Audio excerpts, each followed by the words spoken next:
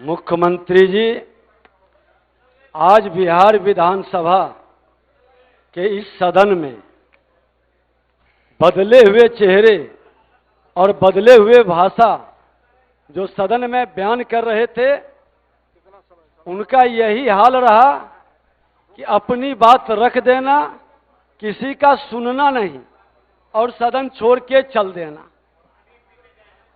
और इन्होंने कहा कि एक पंचवर्षीय में 3 पद मिला 3 बार। तो मैं बता दूं कि जो भी मिला, पार्टी के हमारे नेतृत्व, गठबंधन के नेतृत्व ने जो भी जिम्मेदारी दिया, हमने ईमानदारी से निर्वहन करने का प्रयास किया, लोगों के विश्वास पर खरा उतरने का प्रयास किया। मैं बता दूं उपाध्यक्ष महोदय कि राजनीति रूपी रंगमंच पर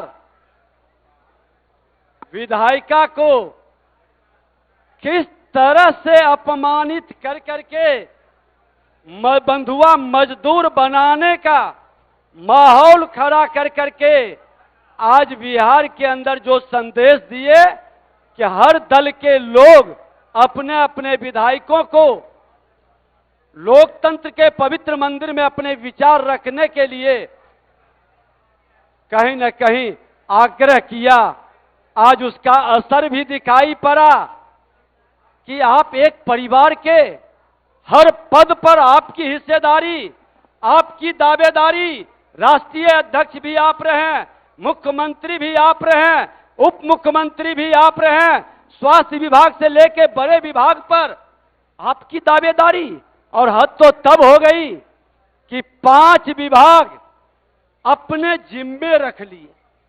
कोई विधायक इस लायक नहीं था जिसको विभाग दिया जाता अपने दल का। यहां तक कि गठबंधन की हिस्सेदारी भी मार ली गई। महोदय, ये बंधुआ मजदूर की मानसिकता वही अपनाता है जो परिवारवादी वंशवादी लोग होते हैं, जो भ्रष्टाचार से अकूत संपत्ति कमाते हैं। जो व्यक्ति अपने को समाजवादी परिवार के कहते हैं, अरे समाजवाद का ये चरित्र नहीं रहा।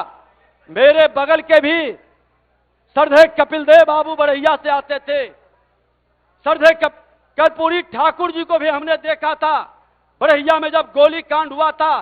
पिताजी शिक्षक थे, साथ में देखने गए थे। क्या सादगी थी, क्या सरलता था, क्या सहजता था, क्या ईमानदारी था। यह समाजवाद का चरित्र था। समाजवाद का चरित्र ये नहीं था कि अरबों का मालिक बन करके अपना बर्थडे चार्टर्ड विमान पर मनाएं। यह समाजवाद का चरित्र कहां से आ गया। कथनी करने में जिसकी समरूपता नहीं रहे महोदय, सत्ता के लिए समझौता करने वाले लोग। मैं तो पहले भी सत्ता में मंत्री के रूप में एनडीए को जनादेश मिला था, हमारे मुख्यमंत्री यही थे।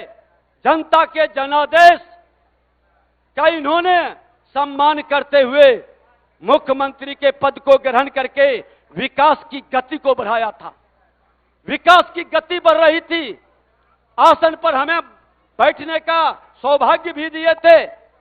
और मैं बता दूं कि मैं इस आसन पर बैठ करके सत्ताधारी दल के लोगों के भी आक्रोश को झेलकर नेता प्रतिपक्ष को लोकतंत्र की मर्यादा का रक्षा करते हुए बोलने का मौका देता था। क्योंकि यह आसन कहीं न कहीं सदन का संरक्षक है। लेकिन जब नेता प्रतिपक्ष हमें बनने का मौका मिला तो 55 मिनट के वक्तव्य में इसी आसन पर बैठे व्यक्ति 113 बार टोका टोकी करके डिमोरलाइज और डिलेल करने का मानसिकता प्रदर्शित किए। ये लोकतंत्र के संरक्षक कतई नहीं हो सकते। महोदय, माननीय मुख्यमंत्री जी, आपसे इन्होंने इतना बखान किया। मुख्यमंत्री जी, अरे आप पर दया किए, जंगल राज लाने वाले को जनता राज कह करके सुधरने का मौका दिए, लेकिन नेचर और सिग्नेचर नहीं बदलता। जिसकी लूट की मानसिकता हो, जो परिवारवाद वंशवाद को पोषित करता हो, विधायकों का अपमान करता हो, बंधुआ मजदूर के तरह 5-5 बार 6-6 बार माननीय प्रहलाद यादव जी जैसे लोग एक मजबूती के साथ आवे, उनको कोई सम्मान नहीं। कई लोग बैठे हैं, उसका अपमान करिए। लोकतंत्र है, रानी के पेट से राजा पैदा नहीं होगा। लोकतंत्र में गरीबों की ताकत से, गरीबों के आशीर्वाद से वो राजगद्दी प्राप्त करता है। और आज वंशवादी के कारण विवश हो करके इनकी प्रताड़ना को हमने देखा है किस तरह से जलील। और ये तो एक उदाहरण है, बैठे हैं कई विधायक, मैं अध्यक्ष था, उनके पीड़ा आती थी। कई लोग को उनमें क्षमता, उनमें महत्व ताकत रहते हुए ऐसे लोगों को महत्व नहीं दिया। उनके दर्द को हम लोगों ने सुना और हमने कहा ये लोकतंत्र का मंदिर है, मुझे बिहार को बचाना है। मुख्यमंत्री जी ने सुधरने का अवसर दिया, नहीं सुधरा। यही आसन है नेता प्रतिपक्ष के नाते हमने आग्रह किया था मुख्यमंत्री जी से कि मुख्यमंत्री जी, आपने जिसको सत्ता में लाने का अवसर दिया उसका नेचर नहीं बदला। आज राहुल साहनी की हत्या कर देता है, उस पर एफआईआर होने नहीं दे, और आपने कागज लेकर के जब कार्रवाई की बात किए तो अगले की छटपटाहट, परेशानी और हंगामा और ब्लैकमेलिंग का भाव को आपने ठुकरा करके ये जता दिया। आपने बता दिया कि न मैं अपराध से समझौता करूंगा, न भ्रष्टाचारियों से समझौता करूंगा। अपराध भ्रष्टाचार के विरुद्ध आपका जो मिशन था, आपने उस मिशन को फिर से साबित करके ये बता दिया कि बिहार की जनता की आंसू नहीं बहने देंगे। जनादेश एनडीए का था, एनडीए तब भी सत्ता में थी, एनडीए आज भी सत्ता में है। और अध्यक्ष महोदय, मैं बता दूं, अभी बोल रहे थे मैं जिम्मेवारी निभाऊंगा जनता के प्रति। अरे 5 वर्ष आपको नेता प्रतिपक्ष का अवसर मिला, आप बता दें कि नेता प्रतिपक्ष के रूप में कितने लोगों के आंसू पोंछने के लिए, क्योंकि विपक्ष की जिम्मेवारी होती है सरकार को सजग करना, जनता की आवाज को सरकार तक पहुंचाना। 500 दिन के सफरनामा विपक्ष में 341 बार लगातार हमने किसी न किसी जिले के अंदर लोगों की आंसू पोंछे और उसकी समस्याओं के लिए सरकार तक आवाज पहुंचाई। लेकिन आप नहीं कर पाएंगे, क्योंकि आप तो सोने के चम्मच लेकर जन्म लिए हैं।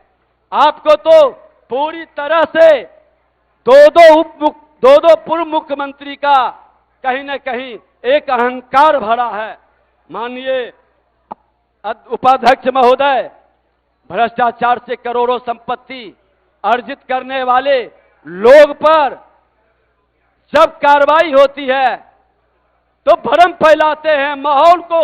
अरे हम ईमानदारी से काम करेंगे, कोई भी आके जांच कर ले, कोई भी किसी तरह का हमसे प्रश्न पूछेगा हम जवाब देंगे, हम रोएंगे नहीं, भटकाएंगे नहीं। आज नियुक्ति के नाम पर घोटाला करने वाले, नियुक्ति के नाम पर जमीन लिखाने वाले, नियुक्ति के नाम पर प्रतिभा का हनन कर करके किस तरह से माहौल खड़ा किए, आज उस परेशानी को, उस झमेला को झेल रहे हैं। कहेंगे मैं बच्चा थे तो इतनी संपत्ति आया कहां से? और जिसने आपको संपत्ति दे करके आपको बर्बाद करने की कहानी लिखा, आपने क्यों नहीं सच को बता देते?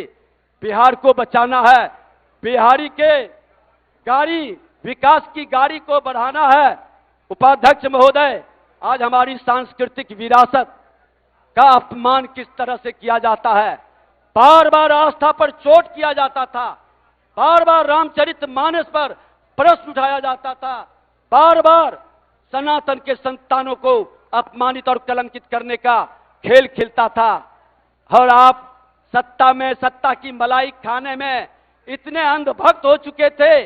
मुख्यमंत्री जी बार बार रोकते थे कि किसी भी धर्म का अपमान नहीं होगा, लेकिन आप बार बार एक खास समुदाय के लोगों को अपमानित करने का हमारे आस्था के सबसे बड़े केंद्र बिंदु भगवान राम पर, रामचरितमानस पर प्रश्न उठा करके आपने सत्ता के लोलुपता को प्रदर्शित किया।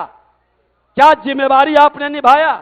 महोदय, देश के प्रधानमंत्री माननीय नरेंद्र मोदी जी, देश के गृह मंत्री माननीय अमित शाह जी और राष्ट्रीय अध्यक्ष माननीय जेपी नड्डा जिन्हें और बिहार के मुख्यमंत्री नीतीश कुमार जी मिलकर के बिहार की दशा को, दुर्दशा को देख करके अपराध और भ्रष्टाचार जो जंगल राज वाले लोग गुंडा राज में तब्दील कर रहे थे, मैंने बार बार नेता प्रतिपक्ष के नाते आवाज उठाता था, माननीय मुख्यमंत्री जी से मिलकर बताता था, सड़क पर भी, सदन में भी, कि ये लोग त्राहिमाम मचा दिया है।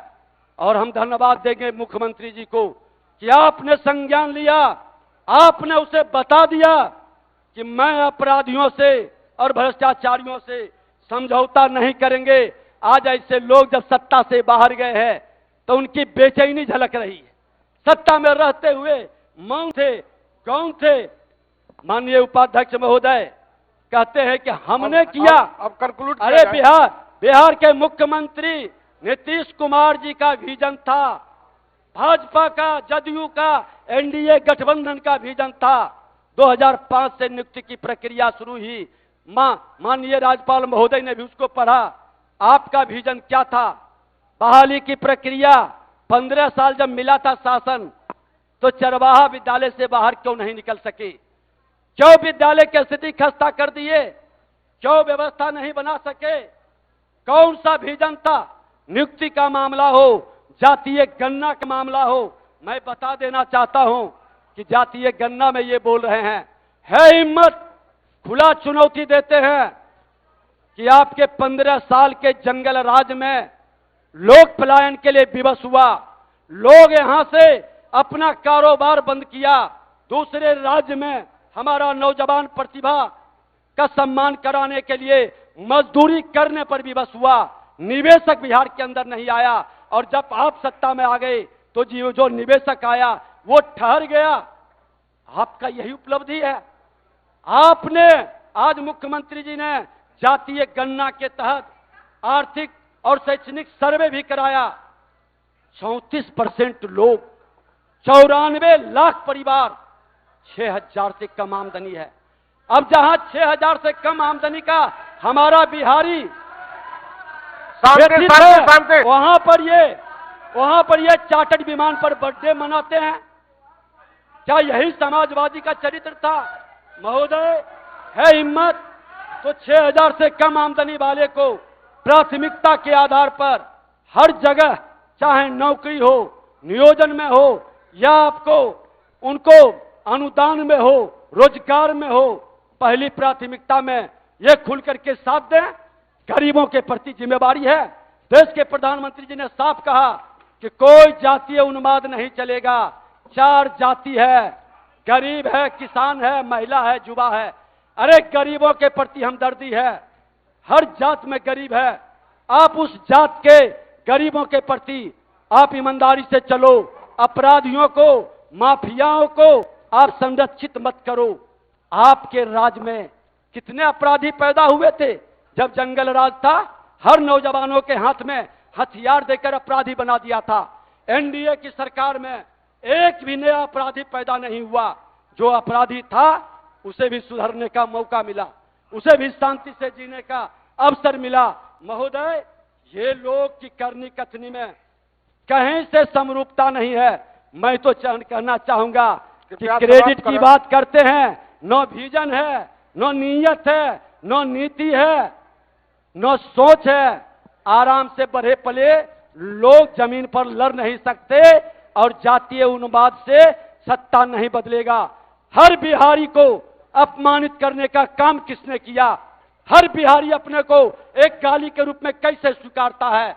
मैं तो कहना चाहूंगा तमाम बिहार के लोगों को कि हर बिहारी सारे जातीय बंधन को तोड़ करके एक अच्छे लोगों की जमात बना करके फिर से बिहार के गौरव बढ़ाने के लिए, बिहार के मान सम्मान स्वाभिमान के लिए एक बार आगे बढ़ें।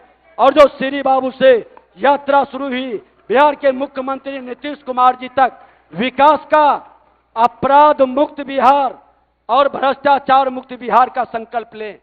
हम तो हर नौजवानों को आपके आसन से ही बैठे थे, मुख्यमंत्री जी ने शुरुआत किया था और कहते मुख्यमंत्री जी क्रेडिट नहीं, अरे हम तो आसन से जब जब कहे कि मुख्यमंत्री जी प्रधानमंत्री आना चाहते हैं, मुख्यमंत्री जी राष्ट्रपति को लाना चाहते हैं, लोकसभा अध्यक्ष को इन्होंने बढ़ करके मदद किया था, सहयोग किया, तो उत्साहित करते हैं कि करो ऐसा अच्छा काम।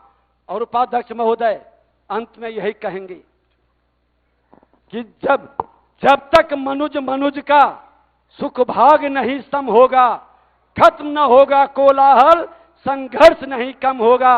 राजद के अंदर करोड़ों का मालिक विधायक को अपमानित करे, जनता बेहाल रहे, प्रतिभा का हनन करे, अरे जातीय बंधन को तोड़ करके जाति मुक्त बिहार और भ्रष्टाचार मुक्त बिहार बनाने का संकल्प लेकर हम बढ़े, नए बिहार बनाए, एक नए वातावरण में जो भी भूमिका मिली है ईमानदारी के साथ कदम बढ़ाएं, यही आग्रह है। बहुत बहुत धन्यवाद।